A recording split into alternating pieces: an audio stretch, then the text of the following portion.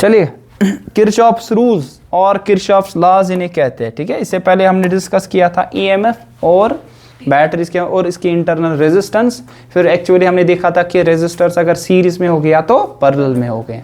अब कुछ आपके पास सर्किट्स ऐसे होते हैं कि जो कि सिंपल सर्किट हो गए, जस्ट लाइक कि आपके पास ऐसा होगा कि आपके पास ऐसा सर्किट एक होगा, ध्यान रखो ऐसा सर्किट, आपस में ये वाला सर्किट होगा आपके पास, और यहाँ बहुत सारे रेजिस्टर्स आपके पास लगे हुए हैं, ठीक है ना।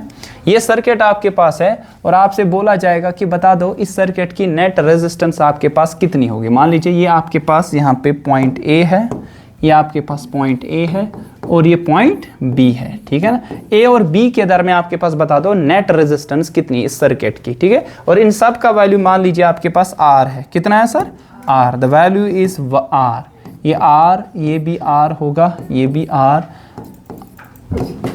ये भी आर होगा और ये भी आपके पास आर वैल्यू रखता है रेजिस्टेंस।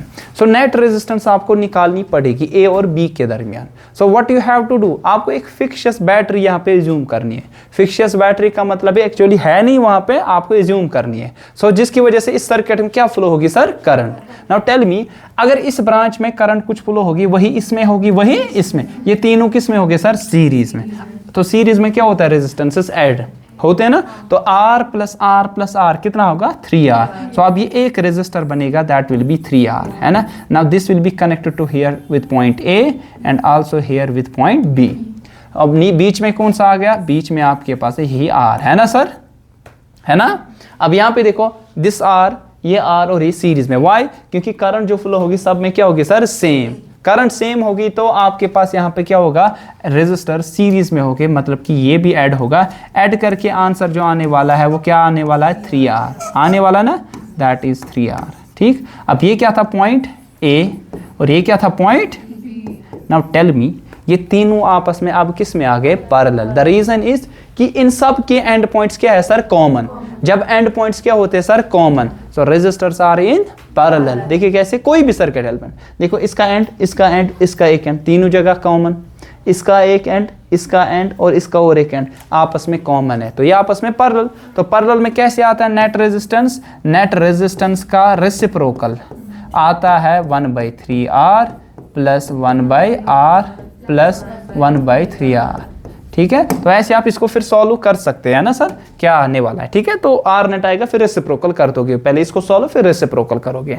अब मेरे कहने का गर्ज ये है, व्हाट इफ आपके पास, ये तो सिंपल सर्किट है, ये कौन सा सर्किट है, सिंपल। आप क्यों कहोगे सिंपल, आप बोलोगे सर देखो बहुत सारे रेजिस्टर्स हैं, कैसे ये सिंपल सर्किट है। सिंपल के माने यहाँ पे ये है आपके पास, क्योंकि सिर्फ यहाँ पे एक टाइप का सर्किट एलिमेंट है। एक टाइप का मतलब कि यहाँ पे सिर्फ रेजिस्टर्स हैं।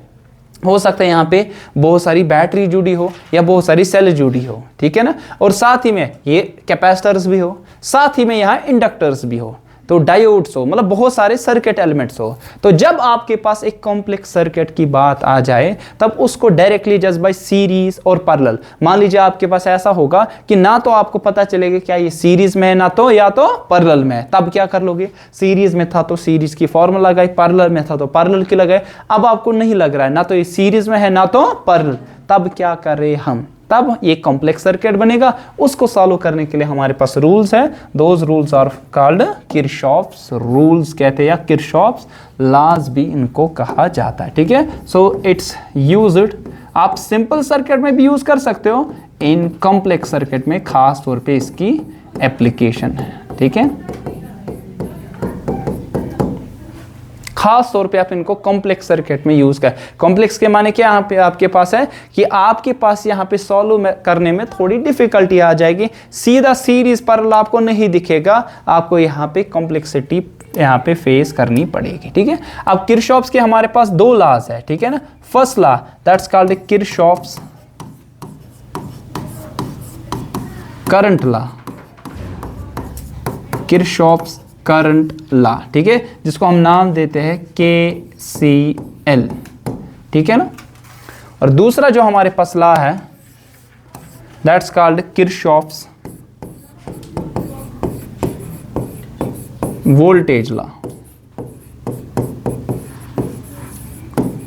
किरचॉफ्स वोल्टेज लॉ, जिसका नाम हम देते हैं KVL, ठीक है। इन लॉज को समझने से पहले कुछ चीजें आपको पता होनी चाहिए, कुछ चीजें आपको पता होनी चाहिए। वन इज नोड, जिसको टर्मिनल भी आप कहते हैं, ठीक है। नोड क्या होता है, टर्मिनल क्या होता है, दूसरा हम इसको कहते हैं जंक्शन। इस चीज के बारे में आपको पता होनी चाहिए, ठीक है। Second thing that is called loop और मैश।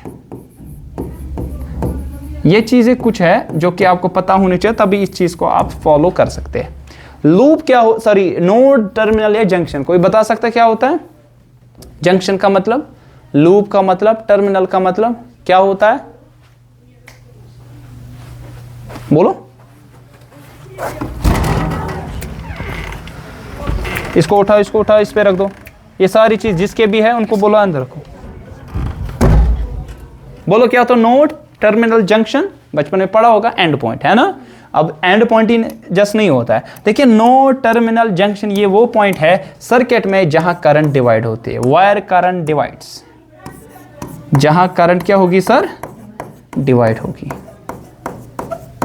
जहां करंट डिवाइड होगी। अब मैं आपसे कह दूं, मेरे पास यहां पे कौन नोड होगा इनमें से, इस सर्किट एलिमेंट में, बता दो। अगर ये ए है, ये ए है, ये बी है, सॉरी ए वहां पे है, ये ए बी, मान लीजिए सी डी ई और एफ। बता दो A B C D E F में कौन नोड है कौन नहीं है, कौन नोड है कौन नहीं है, बता दो। ए बी सी डी में कौन है कौन नहीं है? क्या सी है नोड? क्यों? करंट डिवाइड होगी वहां ना। देखो जो करंट इधर से आएगी वही इधर से जाएगी, तो यहां तो करंट डिवाइड नहीं हो रही है। अगर देखा जाएगा ए पे, यहां से कुछ करंट आएगी, ए कुछ इधर जाएगी, कुछ इधर जाएगी, तो यहां करंट क्या हो रही है सर, डिवाइड हो रही है। सो ए आपके पास क्या माना जाएगा, नोड। बी भी आपके पास क्या है सर, नोड। सो यहां पे ए और बी सर्किट में क्या है सर, नोड्स, ठीक है। अगर आप देखोगे नोड पे कम से कम कितने सर्किट एलिमेंट्स मिल रहे हैं, 3, 1 2 3। सो नोड पे आपके पास क्या होगा, 3 और मोर सर्किट एलिमेंट्स मीट।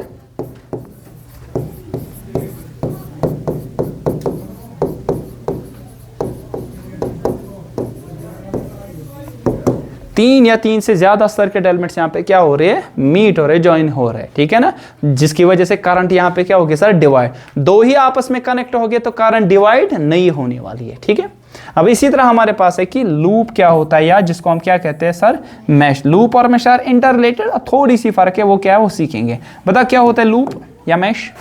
लूप किसे कहते हैं, कोई भी closed path in circuit is called loop. Any closed path, कोई भी क्लोज्ड पाथ इन ए सर्किट, उसको हम कहते हैं लूप। और मैश भी होता है कोई भी क्लोज्ड पाथ। अब मैश और लूप में फर्क यह है, it is loop within a loop. Mesh होता है loop within a loop, मतलब पार्ट ऑफ ए लूप। बहुत बड़ा क्लोज्ड पाथ उसको लूप कहेंगे, और उसका छोटा हिस्सा उसको क्या कहेंगे, मैश कहेंगे। देखिए अब closed path sir, C A F, देखिए ध्यान रखो इधर, C A B D C, C A B D C बन गया ना क्लोज्ड पाथ। देखो सी ए बी डी सी, ये क्लोज्ड पाथ बन गया, जहां स्टार्ट किया वही एंड। इस तरह और एक बनेगा क्या, A F E B A, A F E B A, और एक बड़ा वाला बनेगा, देखो कौन सा, C F E D C, C F E D C वापस, ठीक है। अगर आप देखोगे सबसे बड़ा है और ये दो छोटे इसमें मौजूद है, तो इसको भी मैश कहेंगे, इसको भी मैश, और ये जो बड़ा होगा उसको क्या कहेंगे सर, लूप कहने वाले हैं, ठीक है ना। सो दोनों क्लोज्ड पाथ है, फर्क थोड़ी सी है, it is loop with in a loop, जिसको हम मैश कहते हैं। तो मैश की अगर definition, loop with in a loop, closed path ये भी होता है। अगर आप इसको भी क्लोज्ड पाथ लिखोगे तो मार्क्स बराबर आ जाएंगे, लेकिन अगर इसको डिफरेंशिएट करना होगा तो it's loop with in a loop, ठीक है। सो पहला लॉ डिस्कस करते हैं किसका, किरचॉफ्स का, ठीक है। So first law is Kirchhoff's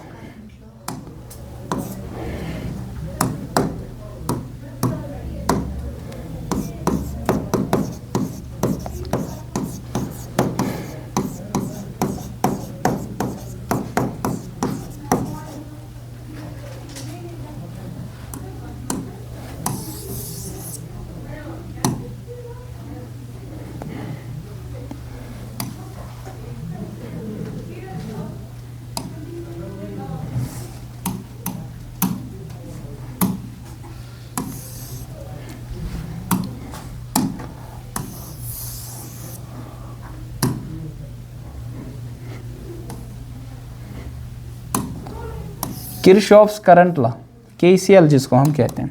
so what this law states that, कोई बता सकता है?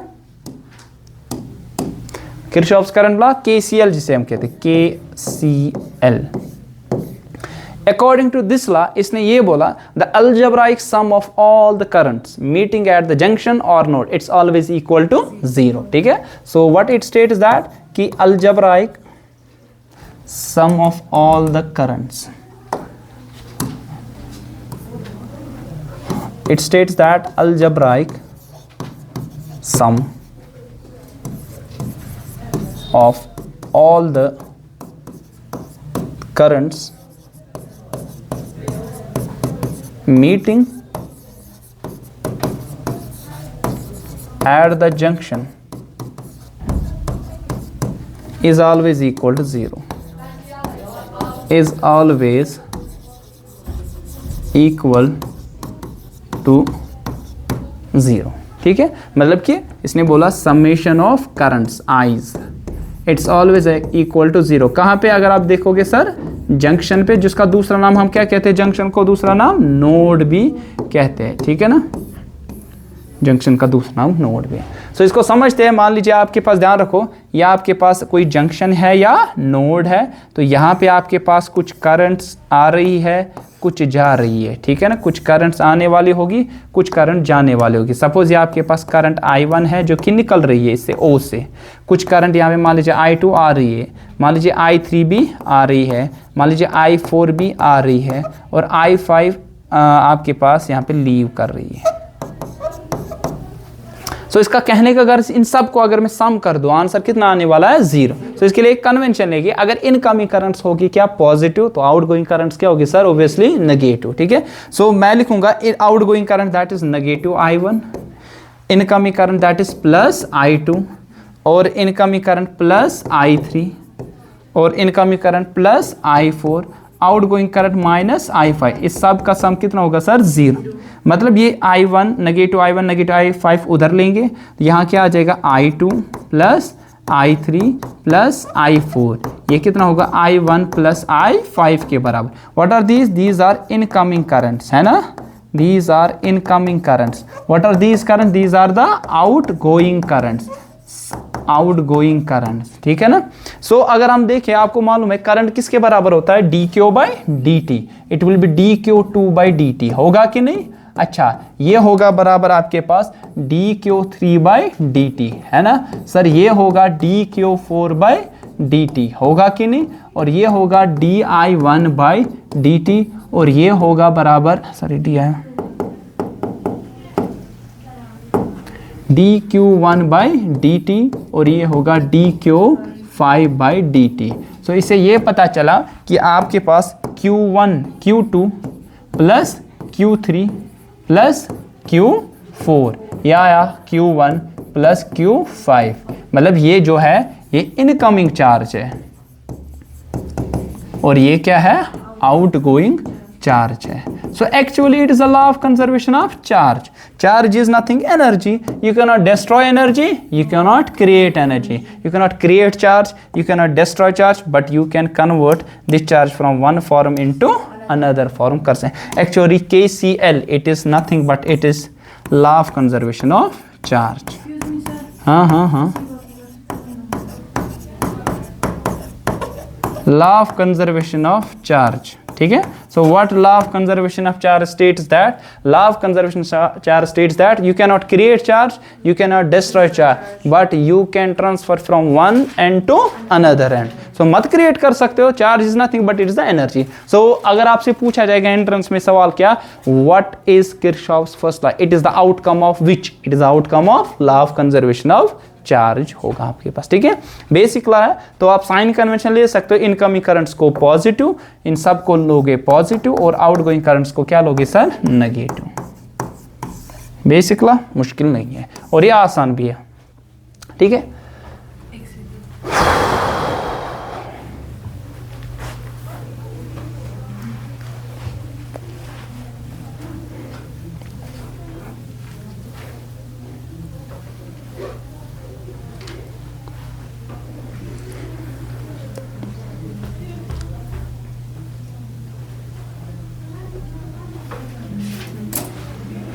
ठीक है। नेक्स्ट आपके पास है that is Kirchhoff's voltage law. ठीक है, सो यहां डिस्कस करेंगे किरचॉफ्स वोल्टेज लॉ। ठीक है, इसको दूसरा नाम भी क्या कहते हैं? किरचॉफ्स कौन सा लॉ? दूसरा नाम क्या कहते हैं इसको? किरचॉफ्स, बोलो।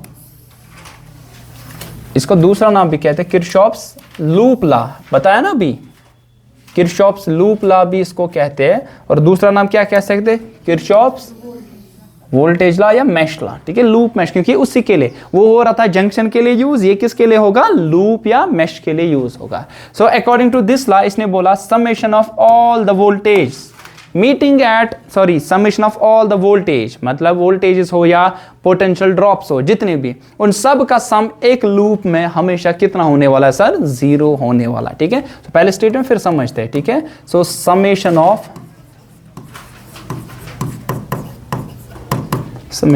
all the EMFs and potential drops in a loop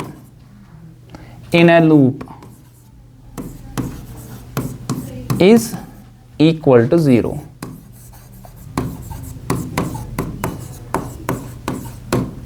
is equal to 0 के बराबर। ठीक है, सो इसका कहना दैट इज, इसने ये बोला समेशन अगर मैं कर दूं, अगर EMF से EIs, ठीक है ना, EMFs, और आपके पास है voltage that means the potential drop.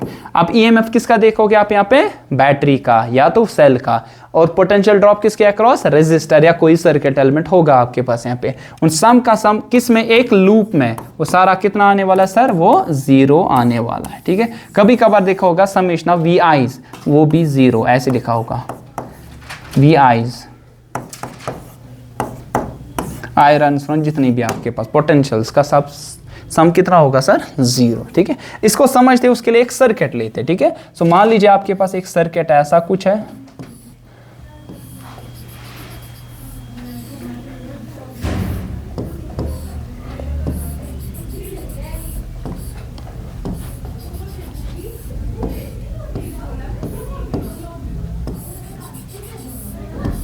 देखिए ये कुछ सर्किट ऐसा है, मान लीजिए सोर्स ऑफ बैटरी है जिसका EMF E1 है और इसका EMF E2 है, इसका EMF मान लीजिए कितना है? E3 है। ठीक है, और ये आपके पास रेजिस्टर कुछ है, मान लीजिए ये रेजिस्टर है R1, ये रेजिस्टर है R2, ये रेजिस्टर है R3, ये रेजिस्टर है R4, और इधर भी और एक बनाते हैं दैट इज R5, जो भी आप बनाओ।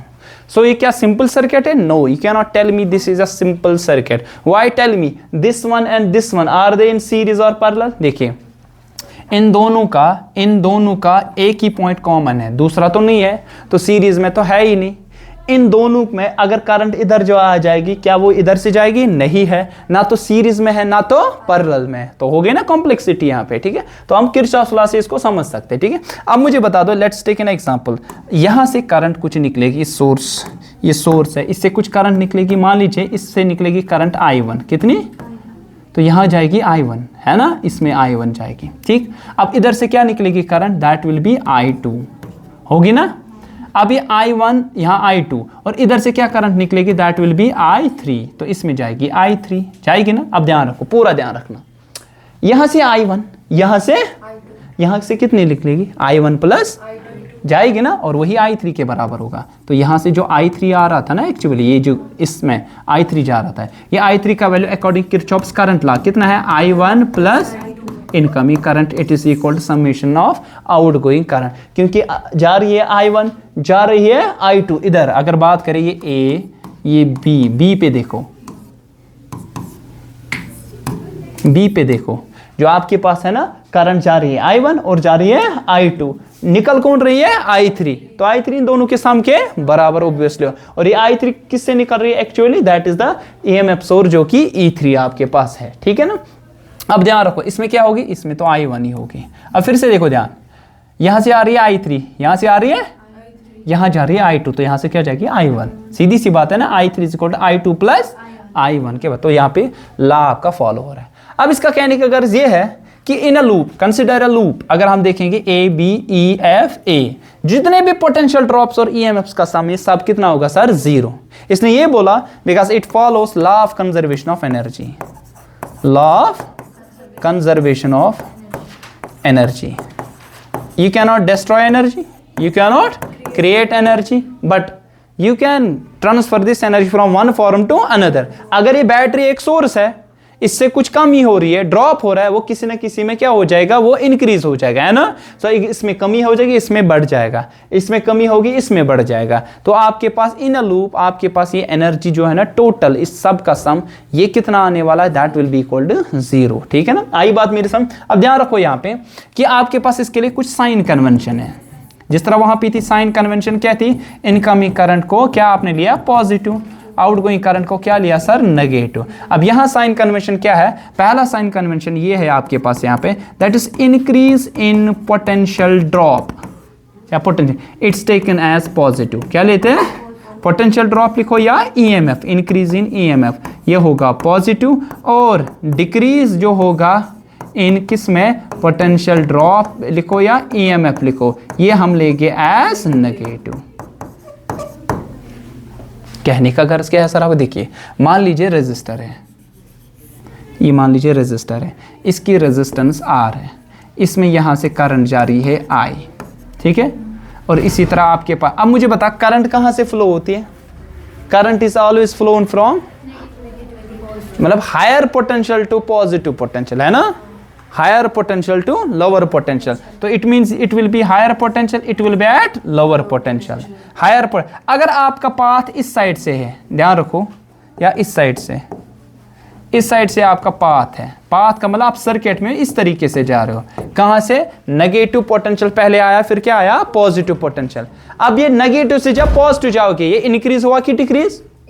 इंक्रीज, नेगेटिव से पॉजिटिव, -10 वोल्ट से +10 वोल्ट की तरफ, so it will be increase in potential, you will take that as positive. तो यहां आएगा +I इंटू R। पोटेंशियल किसके बराबर होता है? करंट इंटू रेजिस्टेंस, पढ़ा है ना? V is equal to IR, Ohm's law. तो इसमें कितना पोटेंशियल ड्रॉप होगा? I into R। अब ये पॉजिटिव होगा कि नेगेटिव? अब नेगेटिव इसलिए क्योंकि करंट की डायरेक्शन ये थी, आपका पाथ ये था, तो ये पॉजिटिव। अगर ऐसा होता आपका पाथ इधर से होता तो क्या होता? ये नेगेटिव आता।